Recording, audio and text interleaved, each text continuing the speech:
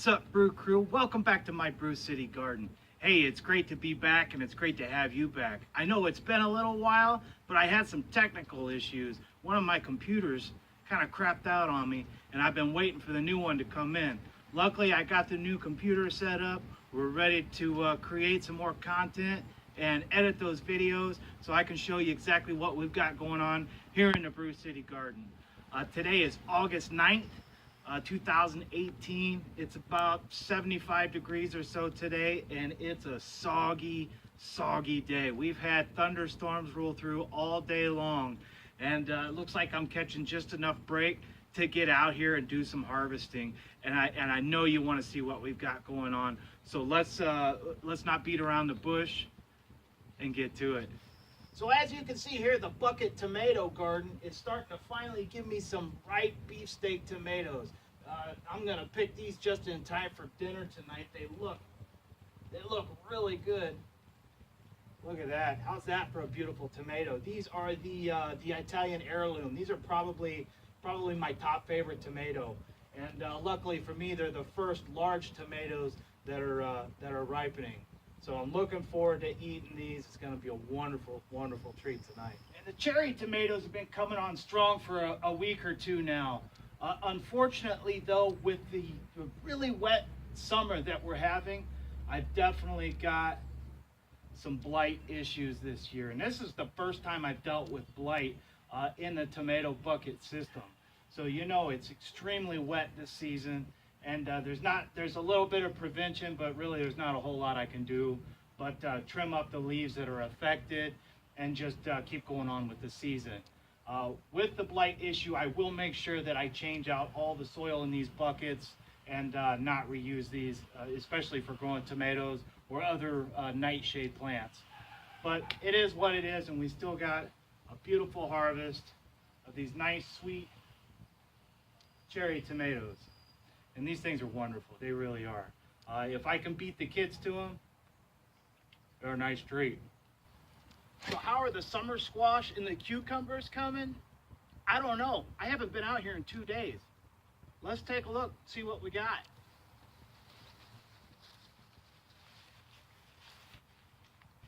That's a pretty good start.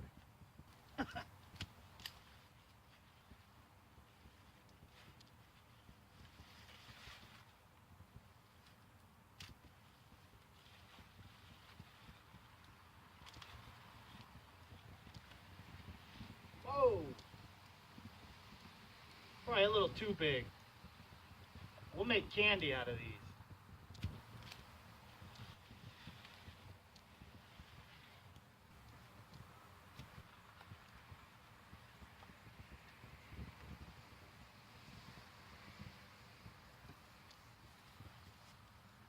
Anybody need some squash?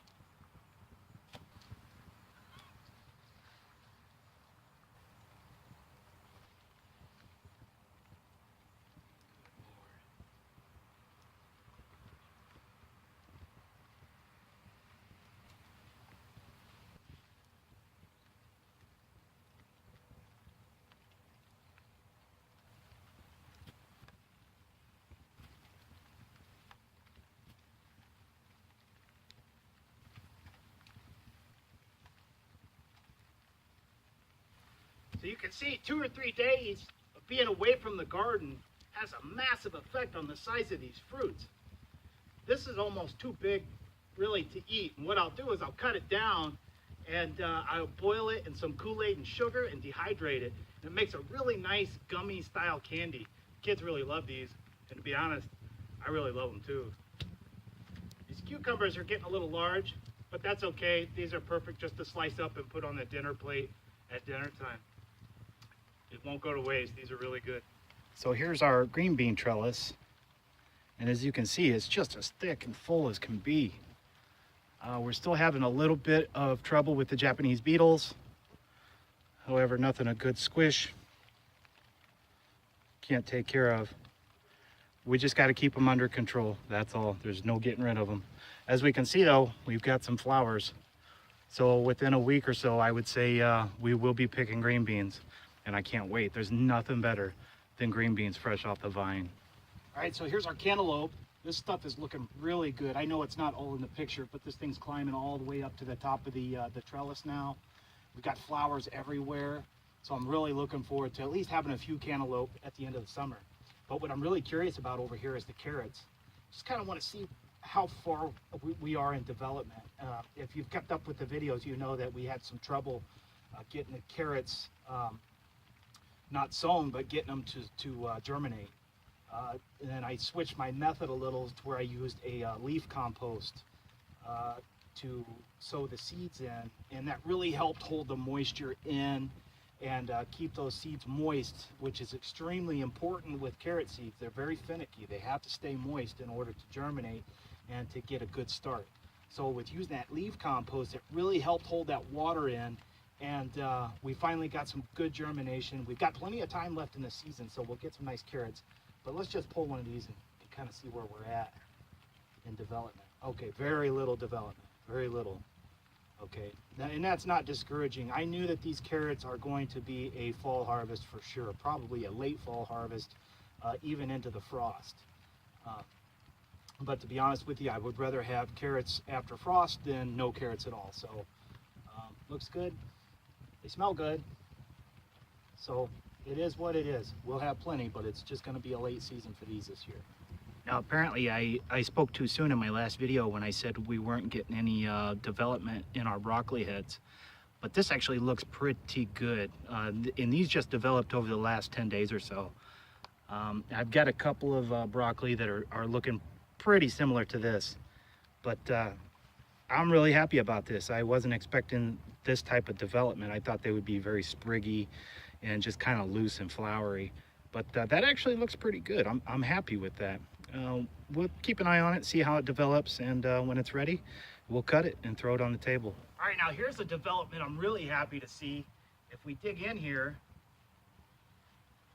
we've got very nice looking, and these are probably ready to pick. I'm not entirely sure. Let me know when the best time to harvest these eggplants are. But we've got a couple of very nice ones. This one's actually quite large. Got another smaller fruit here. I've got another fairly large fruit right there, if you can see it. And these actually are looking really nice. There's a nice fruit there. Didn't realize there were thorns in there. Kind of scared me at first. When the first time I grabbed one, it poked me back. And I thought, oh my God. I didn't know if I grabbed a hold of a bug or what was going on, but apparently that's just eggplant. And it shows you what I know about eggplants. So if these are ready to harvest, let me know. I'll go ahead and pick them, and we'll try a recipe with them. The chard obviously is ready to eat. We have been eating it, and this stuff is delicious. We got rid of the caterpillars for the most part, so the foliage just looks great. It's fresh, it's green, it's clean, and delicious.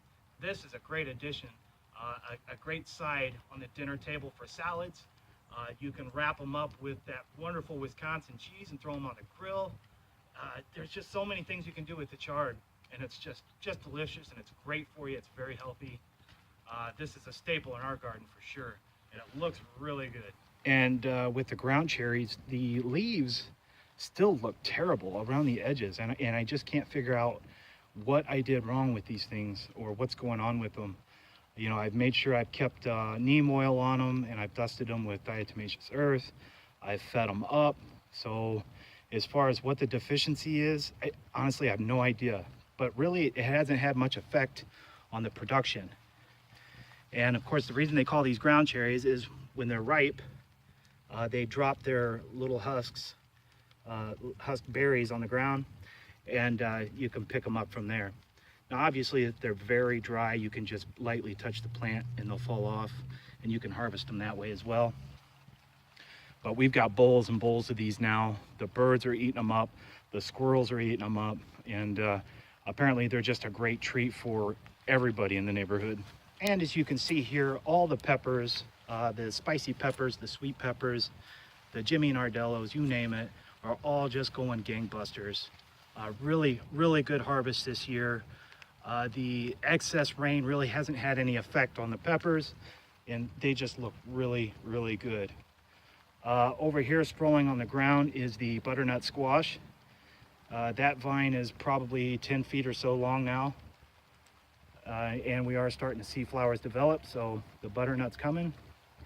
And if we move over here, and of course all the winter squash are planted in the sides of the bales, so the growth you see with the butternut and right here is the acorn squash are growing out of the sides of the bales. And these things just look incredible. I mean, just incredible. And as you can see, we've got plenty of flowers. So there's plenty of winter squash to come. And if we move up, planted in the tops of the bales are all the tomatoes. Most of these are larger varieties. I do have some cherry varieties, all looking very good. The cherries are ripening. The larger varieties are not ripening yet, probably next week. And in the backyard garden, of course, the tobacco looks wonderful. A lot of these flowers have been pollinated and seeds are beginning to develop. I will have literally 1 million seeds or so once those are developed. And down here is the yacon, which is getting to be about 4 feet tall now. Looks really good, so I assume that the tuber production is very good as well. And then we move over into the potato side of the garden, and everything is very green and lush, and still looks like we've got quite a ways to go before we will be harvesting potatoes.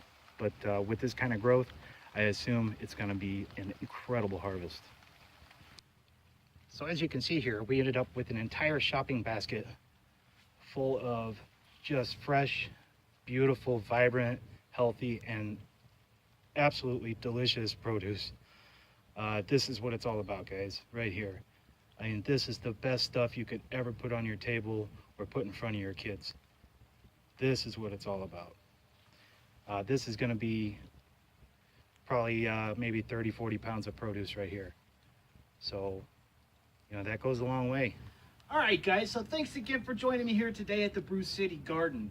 Even though it's super soggy out here, I tell you what, we ended up with just a huge harvest. I mean, you can't believe all the beautiful ripe tomatoes, the big beefsteaks we got. Even these little lemon cucumbers are coming to fruition. And I can't wait to taste test these with the family. That's going to be awesome. So everything looks great, as you saw in the giant basket of produce. And there is so much more left out there. If that eggplant's ready to be picked, let me know. I can't wait to give that a try. I got tons of peppers left out there. We got tons more produce coming to fruition. And it's really just been an outstanding season, even though it's been so stinking wet. Of course, we got a little bit of issue with some fungus, but, you know, when the weather's like this, you know, what do? It's just a part of the deal. Can't get all heartbroken about it. You don't cry about it. You just reap your harvest and move on. And next year will be another year. But, you know, I tell you what, everything just looks really, really good. So I'm really happy about that. I tell you what, though, I'm ready to get inside, though, because I'm super wet. It's hot and it's sticky out here. It's just not a great night to be out here. But I'm really happy to be able to take this giant basket of produce back in the house with me and relax for the night. Hey, make sure you stick around because I'm getting ready to plant my fall garden. I've actually got a few seeds sown already, and we're going to get a lot more sown over the next few days. So it's time to get that fall garden, start thinking about it, or start getting it sown for that matter. It's starting to get late in the season, especially here in Zone 5B. So I can't thank you guys enough for stopping back by the Brew City Garden. I appreciate it. And hey, don't forget, you can find me on Facebook at Brew City Gardener. That's my Facebook page. And we also have a straw bale gardening group called the Global Straw Bale Gardeners Collective. And what I'm trying to do is get as many people on there, experienced and inexperienced, it doesn't matter, and share your experiences, share your knowledge, especially about straw bale gardening. That way everybody can learn from each other, from beginners to experts alike. I think we could all learn from each other, and once we get everybody together, it's gonna be an awesome group. Hey, if you're new here, make sure you hit that subscribe button there, and you can keep up with the Brew City Garden for the rest of the season and for years to come. And if you find any value in these videos, hey, share them with a friend. You know what? That's gonna help me out a ton. All right, guys, it's time for me to get out of here before I get poured on again. So, hey, we'll see ya.